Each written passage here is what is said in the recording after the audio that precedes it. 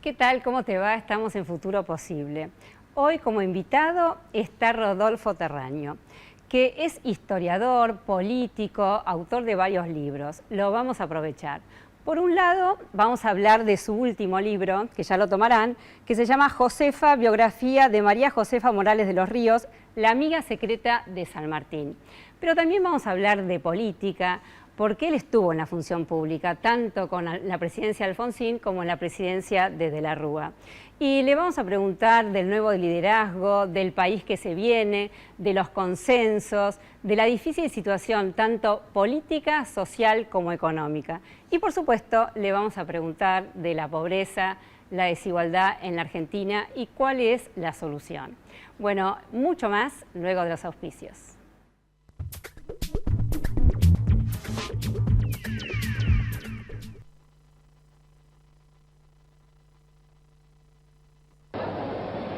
La tenemos que pesar. Acá. No, pobre, no la hagas pesar, no la hagas pasar por este momento. No, a la valija de mano. Ah, la valija, sí, la valija, sí. Marco, no va a pasar nada, quédate tranquilo. No es que tengo miedo del viaje, lo que no quiero que deshombres. Gente, perdón, Claudia trabó las valijas, puso de todo, la explotó. Estaba tan grande, déjeme que yo voy a... Todo con quiero pagué, y entonces cuotas, el hotel, los pasajes, todo. Y Muchachos, sigue quejando. ¡Saquen la grandota! Por la calidad de la semilla. Porque tengo la mejor variedad para todos mis ambientes. Porque a las nuevas tecnologías le suma la mejor genética. Soy José Luis de Amenábar, Santa Fe, y yo siembro Don Mario. Soy Pino de Zipacha y yo siembro Don Mario. Soy Jorge de Salto, Buenos Aires, y yo siembro Don Mario. Los productores reales no saben actuar, pero sí saben qué elegir. Nuevas hojas Don Mario con tecnología intacta RR2 Pro. Don Mario, líder en soja. Salió mal, la hago de vuelta.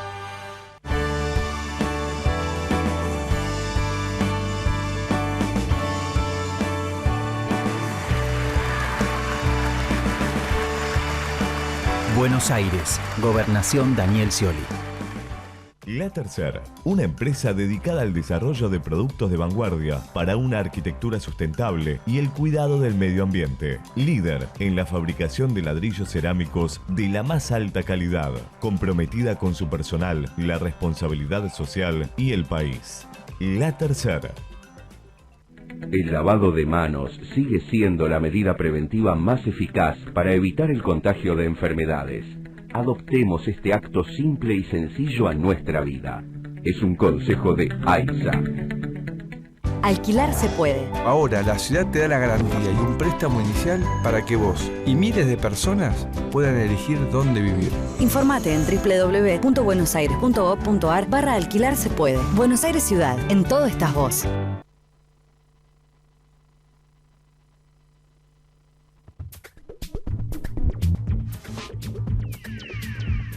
Bueno, como les dije, estoy con Rodolfo Terraño. Muchísimas gracias por estar aquí. Al contrario. Bueno, y voy a dar algunos datos, aunque lo conocemos. Es abogado, historiador, político de la Unión Cívica Radical. Estuvo en la función pública en la presidencia de Alfonsín como ministro de Obras Públicas y también en la presidencia de Fernando de la Rúa como jefe de gabinete. También fue diputado nacional. Publicó varios libros, entre otros Historia y futuro de las Malvinas. También ha investigado durante años la vida de San Martín y en diferentes países, ¿no? Siguió tanto la vida donde actuó y vivió el Libertador San Martín. Y ahora acaba de publicar este libro que se llama Josefa, que es la biografía de María Josefa Morales de los Ríos, la amiga secreta de San Martín. Bueno, vamos a hablar, por supuesto, de este libro, pero vamos a hablar de política, ya que lo tengo aquí. Ah, no, Josefa no intervenía. Sí que intervenía, perdón, sí que intervenía. Hubo mucho que ver Josefa. Intervino en Montevideo, sí. en Buenos Aires, en Mendoza. Fue un personaje político importante. Muy importante. Pero totalmente ignorado por la historia. Claro, yo decía eso. Por suerte, a través de esta carta, que ya nos va a explicar, la carta de puño y letra de San Martín, con la firma de San Martín, surge este personaje de Josefa, ¿no? Porque si no, permanecería en el anonimato, como tantas mujeres que hicieron patria, hicieron historia. Y bueno, así que muchísimas gracias. Ha permanecido, de hecho, en el anonimato. Cuando yo compré esa carta, me llamó mucho la atención un párrafo en el cual San Martín le decía al encargado de su chacra: vuelvo a encomendarle, cuide usted mucho de mi señora María Josefa Morales de los Ríos y provéale de la chacra todo cuanto ella necesite en los mismos términos que a mi mujer propia. Bueno, ¿quién era este personaje? Y lo único que había era una referencia de un memorialista sanjuanino que escribió un libro, Recuerdos de la provincia de Cuyo, en el cual, cosas que había recibido por tradición oral, decía que esta mujer era una condesa, esposa de Pascual Huidobro, viuda de Pascual Huidobro, a la cual San Martín le deparaba las más caballerosas atenciones. Bueno, todo parecía indicar que había una relación íntima, pero eso no me habría interesado como historiador. Claro. Me interesó si era esposa de Pascual Ruiz Huidobro. Y Pascual Ruiz Huidobro murió a los 61 días de llegar junto con ella a Mendoza. Y ella decidió quedarse en Mendoza. ¿Por qué? ¿Quién estaba en Mendoza? No, sí. En Mendoza claro. no conocía la ciudad, no conocía a nadie. En Buenos Aires tenía múltiples relaciones a un alto nivel. La Asamblea del año 13 le había otorgado un subsidio de por vida. No era condesa, pero tenía una pequeña fortuna en Cádiz. Está ahí el poder que ella le otorga a su hermano para que administre esa fortuna. ¿Por qué? ¿Por qué se quedó en Mendoza? Y entonces allí surge la historia de su participación en el plan de San Martín. Ella es la que le presenta a las damas mendocinas claro, a también San había Martín. sido como una espía, ¿no? Después, porque lo que ella hace es colaborar en esa parte. Ella dona hasta un esclavo para el ejército. Por otro lado también dona dinero. En su casa se hacían las tertulias con los oficiales del ejército, y después lo que ella hace, digamos, como espía, no sé si espía exactamente, pero le pasa información de lo que va sabiendo, ¿no? Cuando San Martín no estaba. No, es la guerra contra los Carrera, que también en la historia argentina está muy eclipsada. Y ahí se demuestra cómo estaba involucrado San Martín en esa. Se trata de omitir porque el fusilamiento de los Carrera fue un tanto ominoso y entonces. Claro. Pero fue muy polémico. Sí, muy polémico. Pero ella lo mantiene informado de lo que pasa, pero no solo que lo mantiene informado, le dice el gobernador que usted puso y que es amigo suyo, es un flojo, claro. Hay que darle una inyección, le dice este coronel no sirve, e incluso se atreve a decirles cosas a San Martín que me parece que son muy indicativas del tipo de relación que existía. Relación política también, porque en una carta San Martín le dice que se siente muy viejo y flemático. Flemático se empleaba en esa época para decir sin ganas, vencido, cansado. Y ella le contesta: usted no es viejo ni puede serlo, porque a usted le falta mucho para terminar su obra. Entonces yo digo, a San Martín no le hacía esa confidencia. Cualquiera no le puede decir eso. Y cualquiera no le podía decir eso. Seguro que no. Tenía una gran autoridad ella. Era una mujer protagonista y valiente, aguerrida, que había actuado ya en las invasiones inglesas en Montevideo junto a su esposo.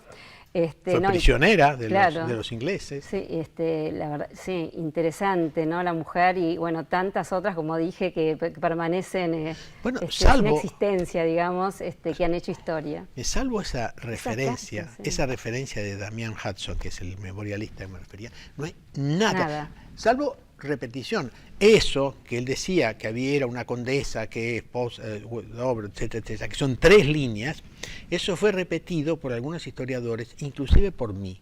Es decir, en un libro anterior, yo no estaba investigando esto, y venía a cuento y hice la cita de lo que decía también Claro. Hudson, sin saber que después investigando me iba a encontrar con que no era condesa, Sí, etc. sí, sí.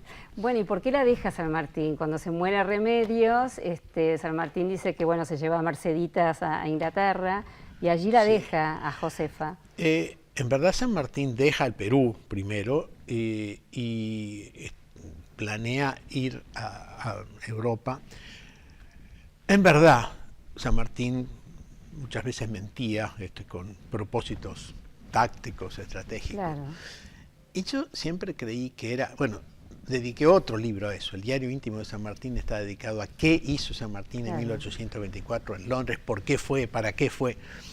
Pero lo que él dice cuando se va, y lo dice desde la bayoneta, desde el buque que lo va a llevar, en una carta que va a llevar a su hija al colegio en Inglaterra, dice, y volveré en todo el presente año. Es decir, que decía que iba y volvía. Sí. ¿No?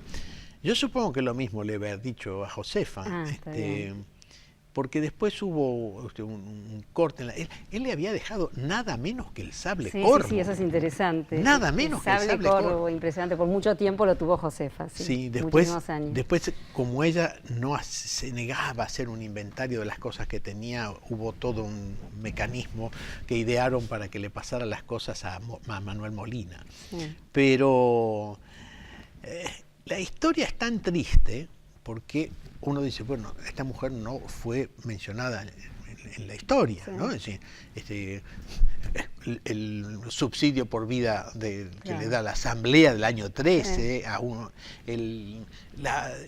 la distinción, este subsidio era tan importante que ahí está en el libro, hay una foto de un recibo que firman San Martín arriba y ella abajo. Que era a nivel de su marido también, podía recibir una personalidad así. Sí. No, pero era el cuarto emolumento en la provincia de Cuyo, por encima del administrador de aduanas, etcétera, y la mitad de lo que recibía San Martín, que era... O sea, que era importante. Bueno, y esa mujer después, no solo que es ignorada por la historia, sino que después se queda allá en Mendoza, pierde toda relación, vuelve a Buenos Aires, muere aquí y es enterrada en una fosa común en La Recoleta. Sí. De modo que fue ignorada en la muerte también. También, sin familia, aparentemente, ¿no? La familia por ahí se quedó en Europa. Claro. Y tengo esta frase que le escribió que me parece muy romántica, también triste, pero romántica. Dice, le escribe a San Martín, deseo sea usted feliz como yo de desgraciada. Ese será el único modo de aliviar mi suerte. Sí, claro. Eso es cuando él se va al Perú. Todo eso ha puesto el foco en algo que yo comprendo, es de interés, pero que oculta lo que me parece la sustancia histórica del libro, porque en muchas partes ha salido la amante de San Martín, hay como una especie de interés tanto frívolo en esto. Es probable que haya sido, no tengo ninguna prueba, pero eso, la carta que yo encontré, la referencia así elíptica a las caballerosas atenciones que hace Hudson, eso. La mantiene también. Sí, y otra carta en la que ella le dice mi amigo, mi sustento, mi todo, o que él, las cosas pequeñas, porque yo no hubiese hecho el libro por eso, sino por eso otro que hablábamos, porque la defensa de Montevideo, la prisión, la asamblea, la guerra con los Carrera. Pero se toman algunos detalles que son ciertos, pero no son demasiado relevantes, como que él le encarga al proveedor del ejército de los Andes que le prepare chocolate con poca azúcar. Yo lo destaco esas cosas, pero las destaco sobre todo para mostrar la relación que había desde el punto de vista de confianza, porque de lo contrario las cartas que ella mandaba podían ser cartas de una comedida, ¿no? Que le dice, no, mire, me parece que este coronel no funciona, pero no era una... Incluso una relación en serio. No, incluso ella hace sugerencias que después tienen consecuencias aquí. ¿No? Fue un personaje histórico, muy importante. Fue un personaje histórico, sabía lo que estaba sucediendo, sabía de revoluciones, por supuesto, sabía de enemigos, sabía de un poco de todo. ¿No? Y yo digo que si en vez de haber sido María Josefa Morales de los Ríos, hubiese sido José María Morales de los Ríos, entonces sí hubiese tenido repercusión histórica. Seguramente, todos estaríamos hablando de él. Bueno, esta es la historia de San Martín también, y usted es un investigador, estudioso del tema San Martín. ¿Lo admira? Yo sí, pero voy a precisar algo que a veces me trae muchos problemas. Yo admiro a San Martín como un hombre de visión, con una gran capacidad estratégica, que advirtió que si no se tomaba Perú se caía toda la independencia de América del Sur, cosa que no se comprendía en Buenos Aires. Un hombre de gran capacidad de absorber los ataques. Él fue acusado de ser corrupto, de ser asesino, de ser traidor a la patria, ¿no? Desafiar esa adversidad, desafiar la adversidad geográfica de la cordillera y del Pacífico. Una vida sacrificada. Bueno, pero digo, la visión, la estrategia, la perseverancia, la resistencia, la táctica, todo eso hace, a mí me parece que es un personaje admirable, y esos ejemplos, cuando se lo presenta como un ser sobrenatural, bueno, eso es inimitable, porque por definición no podemos imitar a alguien que no es humano, que está por encima de... ahora, eso no me impide yo creo que un historiador tiene que publicar lo que se conoce, lo que sabe, lo que averigua. Entonces, por ejemplo, yo pongo allí cómo él vendió a su esclava Jesusa por 160 pesos, y la escritura, que es como vender un mueble. Bueno, en la época era así, pero al mismo tiempo ella libera a su esclavo por razones humanitarias, ¿no? Entonces, pongo eso y parece que es un ataque a San Martín, o pongo cierta participación que él tuvo en el desenlace de los Carrera, y los que sostienen que San Martín es una figura impoluta, les molesta. No es así, es de carne y hueso. No, tengo una gran admiración, pero admiración por esos valores. Claro, y bueno, pero fue interesante el libro, porque uno rescata esos valores de San Martín, y yo para traerlos a nuestra Argentina, la política actual, porque era un hombre, de estrategia, de pensar a largo plazo, ¿no? Pensaba, como usted bien dijo, liberar los países vecinos, pero por el bien de digamos, el virreinato. Después era un hombre que vivía sacrificándose, estar en los Andes, en tantas expediciones que hizo con el frío, con la nieve, con todo. Honesto, una persona honesta, no se habla jamás de San Martín que ha sido corrupto. Ahora. Bueno. No, sí, en su época, por eso digo, los contemporáneos suelen ser muy impíos. Claro. Él en una carta le dice a O'Higgins, creen que hemos robado a troche y moche, porque los acusaban de eso y de que habían sacado plata y la habían puesto en una cuenta privada en Londres, y que Álvarez Condarco había sido comisionado para administrar esa cuenta o para utilizar esa cuenta para comprar barcos, y que se había quedado con ese dinero.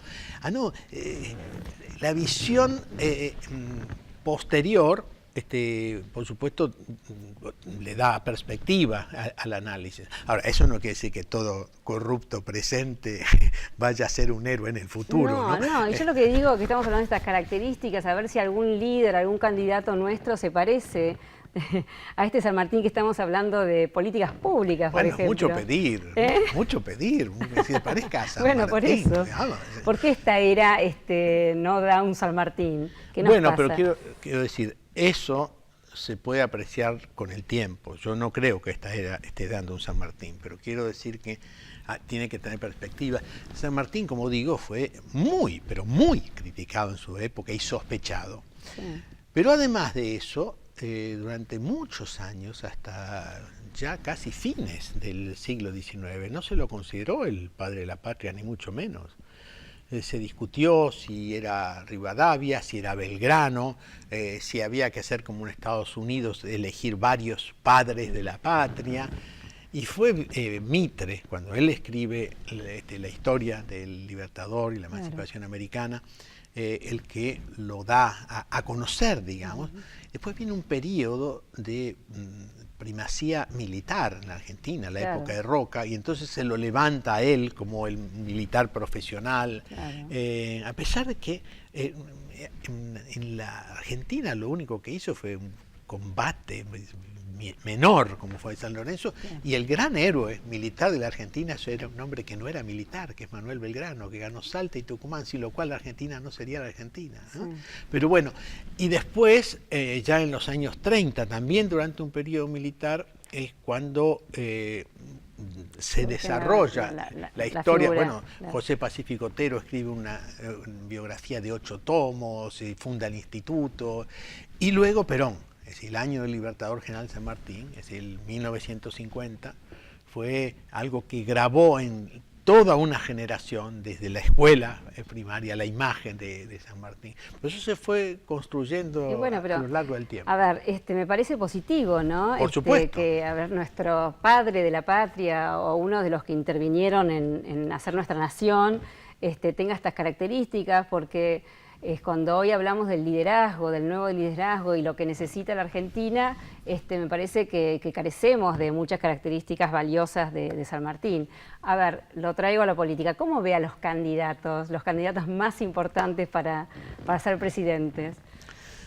Bueno, primero, si queremos hacer comparaciones históricas y valoraciones, yo creo que hay un error en analizar a los candidatos, casi desde el punto de vista psicológico, ¿sí? No hay un análisis de...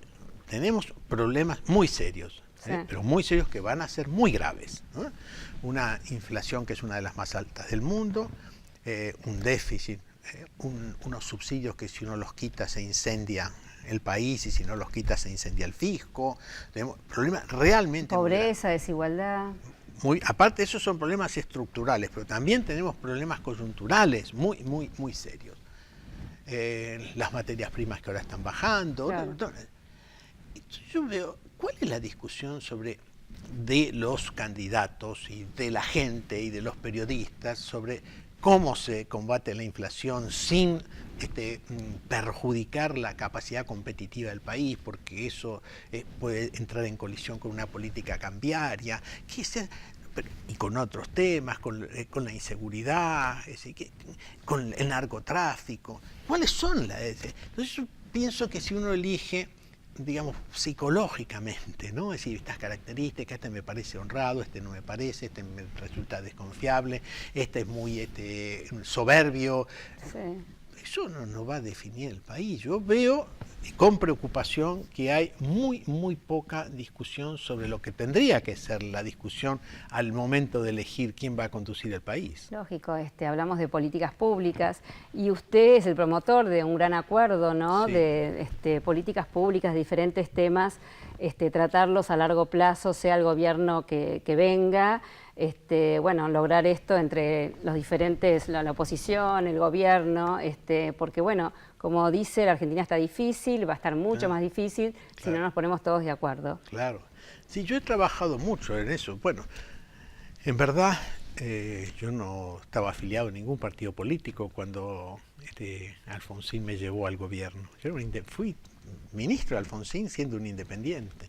Todo porque yo había escrito un libro que se llamaba La Argentina del siglo XXI, que era todo un proyecto a largo plazo que a Alfonsín le interesó hoy. Y desde entonces siempre he estado trabajando en proyectos de largo plazo y consensos. Pero ahora también hay algo que es más inmediato, que me preocupa, por eso estoy dirigiéndome a todos los candidatos, proponiéndoles un acuerdo sobre puntos muy específicos sobre... ¿Cuáles son los puntos? Bueno, es largo de enumerar, aunque bueno, son varios. Son 8 puntos. Narcotráfico sí, pobreza. No, digamos, por eso digo, no es un acuerdo de largo plazo en el sentido de políticas públicas que es muy abarcativo, porque cómo combatir el narcotráfico, cómo combatir la pobreza, eso tiene que ser parte de los programas de cada uno, que es lo que estoy reclamando, ¿no? porque si no, no se puede hacer un programa común de todos, porque además hay distintas visiones. Hay ideologías, pensamientos. No, claro, sobre cómo combatir, por ejemplo, la inflación, hay muchas ideas. Eso puede ser de cada uno. Pero el compromiso público de defender ciertas cosas, sea uno gobierno o sea oposición, particularmente la calidad institucional, la lucha contra la corrupción, hay elementos que tienen que ser, creo yo, comunes a cualquier programa. Y ya me he dirigido a los candidatos y estoy tratando de lograr firmas. ¿Los candidatos, los presidenciables? Los presidenciables. Los presidenciables. Sí. ¿Y cómo le va? Bueno, hasta ahora, porque he empezado hace muy poco, y además esto es un proceso, digamos, largo, hasta ahora los que han aceptado son Sanz y Massa, y con los demás estoy en tratos. En tratos para que firmen, sí. Claro, para que se llegue a un acuerdo, y lo ideal, a veces mucha gente dice, no, pero tiene que ser un acuerdo de la oposición. Estamos hablando a largo plazo. Claro. ¿Quién va a ser oposición dentro de 8 años, dentro de 10 años? ¿Quién va a ser oficialismo? Además, ¿cómo se puede pensar que se va a restituir,